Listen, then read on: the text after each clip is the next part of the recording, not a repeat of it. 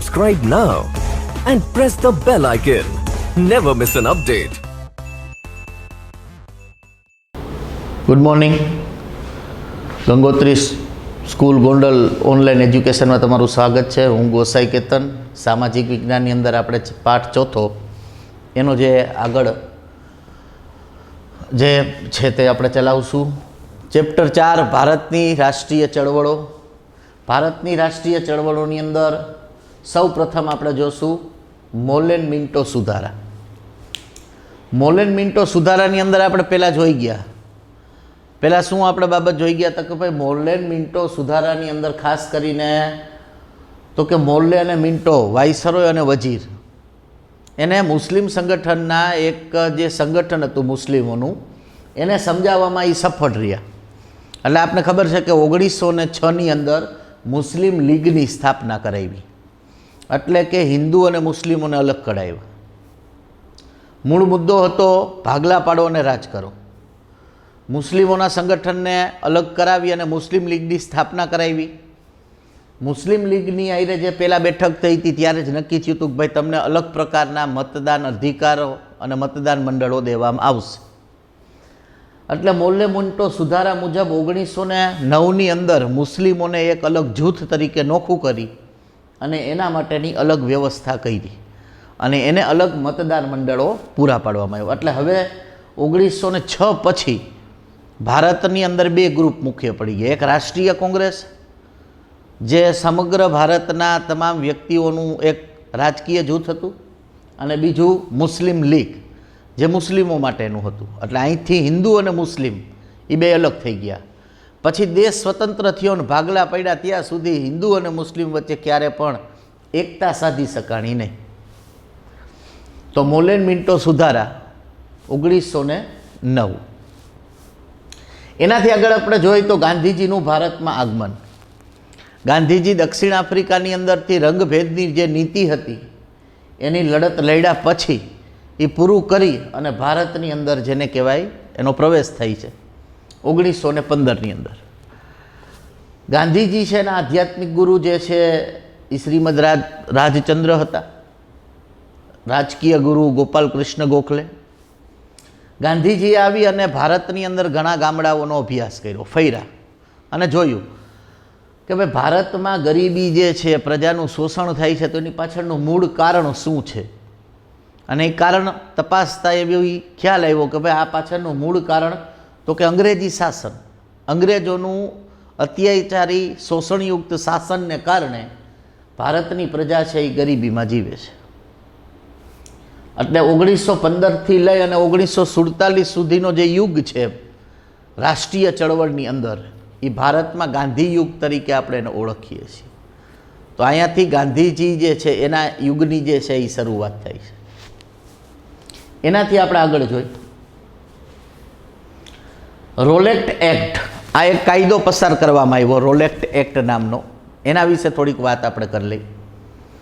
Rowlatt act કાયદો છે અંગ્રેજોએ પસાર કર્યો અને આ કાયદો પસાર એને જે ઇંગ્લેન્ડના કાયદા શાસ્ત્રી જે હતા રોલેટ એના અધ્યક્ષ પદ નીચે આ પસાર કર્યો.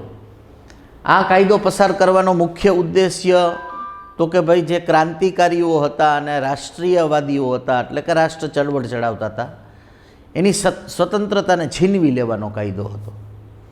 આ કાયદો એક એવા પ્રકારનો કાયદો હતો કે અંગ્રેજો જે વ્યક્તિને ઈચ્છા પડે એની ધરપકડ કરી લે અને એને અદાલતમાં હાજર કર્યા વગર ઈચ્છા પડે તેટલા દિવસો સુધી જેલમાં પૂરી રાખે. એટલે આ કાયદો જે છે એ ગાંધીજીએ આ કાયદાને અન્યાયકારક કાયદો એટલે કે કાળો કાયદો કીધો. આ કાયદો એવો હતો કે જે વ્યક્તિ સ્વતંત્રતા અને વાણી સ્વતંત્રતાને હણી નાખે એવો કાયદો હતો. આનાથી શું થયું તો કે કોઈ ક્રાંતિકારી અંગ્રેજોને એમ લાગે કે શંકા લાગે કે ભાઈ આ ક્રાંતિકારી પ્રવૃત્તિ કરે પકડીને પૂર દે. પછી એમ લાગે કે ભાઈ રાષ્ટ્રીય ચળવળમાં આ વ્યક્તિ ઘણો આગળ છે અને ઘણા લોકોને જાગૃત કરે છે ને એવું લાગે તો એને પકડીને પૂરી દેવાના. આખી પરિસ્થિતિ જેવી સર્જન કરી કે કોઈ વ્યક્તિ એક ટૂંકમાં એક અત્યાચાર કરવા માટેનો જ કાયદો એમ કે ભાઈ નહીં કંઈ શાસન ચલાવવા, નહીં કંઈ કેસ ચલાવવાનો, નહીં કંઈ સાબિત કરવાનું, ગમે એની ધરપકડ કરીને પૂરી દેવાનું. મોતીલાલ નહેરુએ તો એમ કીધું કે ભાઈ આ કાયદો છે ને એનાથી એક વકીલ તરીકેની અપીલ, દલીલ અને વકીલ કરવાની સત્તાઓ છીનવાઈ ગઈ. આ સમગ્ર વાણી અને વ્યક્તિ સ્વતંત્રતાને હણી નાખે એવો કાયદો. આ કાયદા અંતર્ગત કોઈ સમાચાર પત્ર પણ પોતાની સ્વતંત્રતાને અનુરૂપ છાપી શકે નહીં. આટલો કાળો કાયદો હતો એટલે સમગ્ર જગ્યાએ એનો વિરોધ કરવામાં આવ્યો. વિરોધ પ્રગટ કર્યો, એમાંથી ગાંધીજીની ધરપકડ કરી લીધી. અમૃતસર છે તો અમૃતસર એટલે કે પંજાબના બે પ્રખ્યાત નેતાઓ હતા, સત્યપાલ અને ડૉક્ટર કિચલુ, એની પણ ધરપકડ કરી લીધી. દેશવ્યાપી આ કાયદાનો વિરોધ છે એ પ્રગટ કરવામાં આવ્યો સમગ્ર દેશની અંદર. એ જ સમયે એક મહત્ત્વનો બનાવ બને છે, જલિયાવાલા બાગ હત્યાકાંડ. 13 એપ્રિલ 1919ના દિવસે, વૈશાખીનો દિવસ છે. 13 એપ્રિલ 1919ના દિવસે પંજાબની અંદર કલમ 144મી લાગુ છે, પણ પ્રજા એનાથી વાકેફ નથી, પ્રજાને કાંઈ ખ્યાલ નથી. જનરલ ડાયર નામના લશ્કરના અધિકારીની 11 એપ્રિલ 1919ના દિવસે પંજાબની અંદર એની નિમણૂક થાય છે, એટલે નવા આવે છે. અને આ ઘટના 13 એપ્રિલ 1919ના દિવસે બને છે.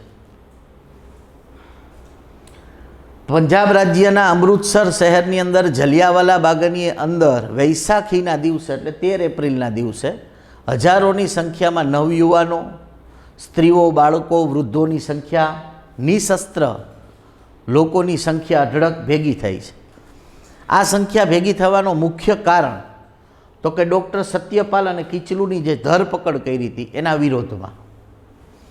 આ જે પ્રજા જે છે એ ભેગી થઈ, અને એ જે પ્રજા ભેગી થઈ એને કારણે ખાસ કરીને તમે જુઓ તો આ ભેગી થયેલી પ્રજા જે છે એના પછી આપણા આ જલિયાવાલા બાગના મેદાનનું થોડુંક વર્ણન કરી લઈ તો જલિયાવાલા બાગ જે મેદાન હતું એ ચારે ફરતે ઊંચી દિવાલોથી પેક, મેદાનની વચ્ચોવચ્ચ એક અવાવરો બિનઉપયોગી કૂવો અને અંદર બહાર જવા માટેનો એક સાંકડો રસ્તો.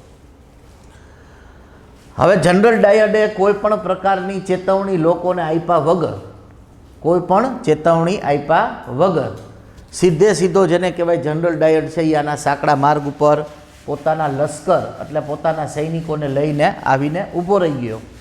અને કોઈ પણ ચેતવણી આપ્યા વગર જેને કહેવાય કે એને ફાયરિંગ ચાલુ કર્યું. અને ફાયરિંગની અંદર લગભગ અંગ્રેજોના અહેવાલ મુજબ 379 લોકો મૃત્યુ પામ્યા અને 1200 જેટલા લોકો છે એ ઘાયલ થયા. પણ ભારતની જે રાષ્ટ્રીય કોંગ્રેસ છે એને એમ લાગ્યું કે ભાઈ આ આંકડો ખોટો છે, આટલા લોકો કોઈ દી હોય નહીં. એટલે રાષ્ટ્રીય કોંગ્રેસ જે છે એને પોતાની રીતે તપાસ કરાવી. એને કીધું કે ભાઈ 1000 લોકો મર્યા ને એના કરતાં વધારે એટલે 2000થી વધુ લોકો ઘાયલ થઈ ગયા. સમગ્ર દેશમાં આ અમાનવીય પ્રવૃત્તિ છે એનો વિરોધ પ્રગટ થયો. વિરોધ પ્રગટ થયો એટલે લોકોને મનાવી લેવા માટે ઇંગ્લેન્ડ સરકારે, અંગ્રેજોએ હન્ટર કમિશન બેહાડ્યું કે ભાઈ જે આ બનાવની તપાસ કરે. હન્ટર કમિશને પણ જનરલ ડાયરનો બચાવ કર્યો. એને એમ કીધું કે આ પ્રામાણિક ભૂલ છે, અજાણતા થયેલી પ્રામાણિક ભૂલ એમ કહી અને એને ક્ષમ્ય એટલે કે એને માફ કરી દેવી જોઈએ. આ ભૂલ જાણી જોઈને નથી થઈ એમ કરી અને જનરલ ડાયરનો હન્ટર કમિશને પણ બચાવ કર્યો. એટલે સમગ્ર વાતાવરણ છે એ આખું કેવું થઈ ગયું તો કે ગાંધીજીને હવે એવું લાગવા માંડ્યું કે ભાઈ અંગ્રેજો ઉપર જે થોડો ઘણો વિશ્વાસ હતો એ ધીમે ધીમે ઉડવા માંડ્યો, કારણ કે હન્ટર કમિશને આવું કીધું. હવે જ્યારે જનરલ ડાયર જે છે એ પોતાનું કાર્યકાળ એટલે કે પોતાની નોકરી પૂરી કરીને જ્યારે ઇંગ્લેન્ડ પાછો ફરતો હતો ત્યારે એને જલિયાવાલા બાગનો જે કાર્ય કર્યું તે કાર્ય બદલ એક તલવાર ભેટ આપવામાં આવી અને 2000 પાઉન્ડનું ઇનામ આપવામાં આવ્યું.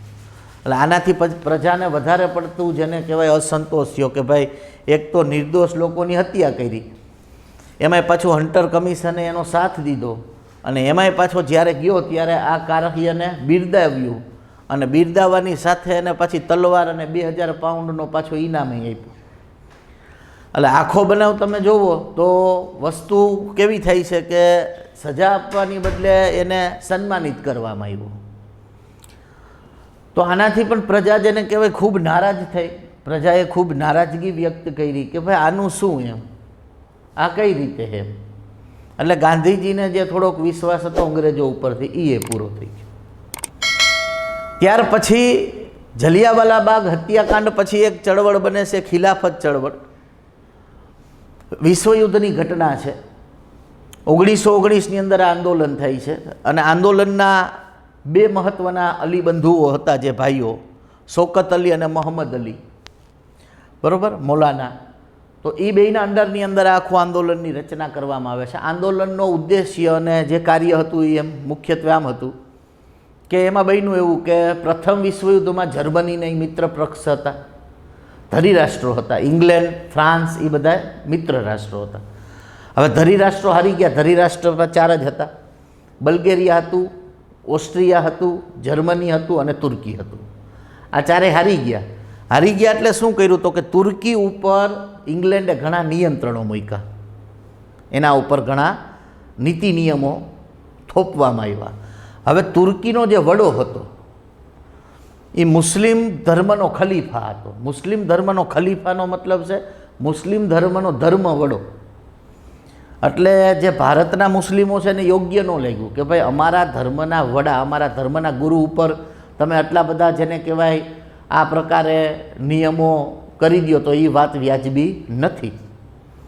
એટલે એને એનો વિરોધ પ્રગટ કર્યો અને એ વિરોધ કરવા માટે શૌકત અલી અને મોહમ્મદ અલીએ જેને કહેવાય ભારતની અંદર ઇંગ્લેન્ડનો વિરોધ કરવા માટે અને પોતાના જે ખલીફા છે એના ઉપરથી નિયંત્રણોને દૂર કરવા માટે આ ખિલાફત ચળવળની શરૂઆત કરી. ખિલાફત ચળવળની શરૂઆત કરી એમાં ગાંધીજીએ રાષ્ટ્રીય કોંગ્રેસને કીધું કે ભાઈ આપણે એમાં એને ટેકો આપો. ગાંધીજીનું માનવાનું એવું હતું કે ભાઈ ખિલાફત ચળવળને આપણે ટેકો આપશું ને તો આનાથી આપણે સૌથી મોટો ફાયદો શું થશે તો કે સૌથી મોટો ફાયદો આપણે એ થશે કે રાષ્ટ્રીય એકતા વધશે, હિન્દુ મુસ્લિમ વચ્ચે એક થશે. એવી સારી ભાવનાથી ગાંધીજીએ લડતને ટેકો આપ્યો. પણ લડત પૂરતી જ વાત હતી. પાછા જે મુસ્લિમ લિંગ છે એ તો પાછી ક્યારેય જોડાવાની જ નહોતી. ભલે ગાંધીજીએ ટેકો આપ્યો પણ એ પછી મુસ્લિમ લિંગે ક્યારેય આ રાષ્ટ્રીય કોંગ્રેસને એક પણ લડતમાં ટેકો આપ્યો નથી. તો મિત્રો, આ લેક્ચરની અંદર આપણે જેને કહેવામાં આવે મોલેન મિન્ટો સુધારા જે 1909માં કર્યા, જેમાં અલગ મુસ્લિમોને મતદાર મંડળો આખું અલગ જ થઈ ગયું. પછી ગાંધીજીનું ભારતમાં આપણે આગમન કરાવ્યું 1915ની અંદર.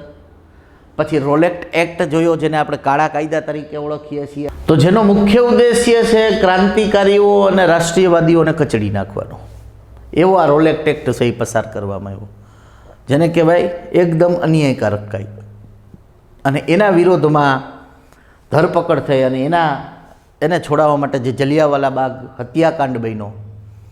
પછી ધીમે ધીમે જેને કહેવાય આવા અન્યાયકારક બનાવોની સામે જે પ્રજા છે એ સંગઠિત થતી ગઈ, એક થતી ગઈ અને રાષ્ટ્રીય ચેતનાઓ છે એ જાગતી ગઈ.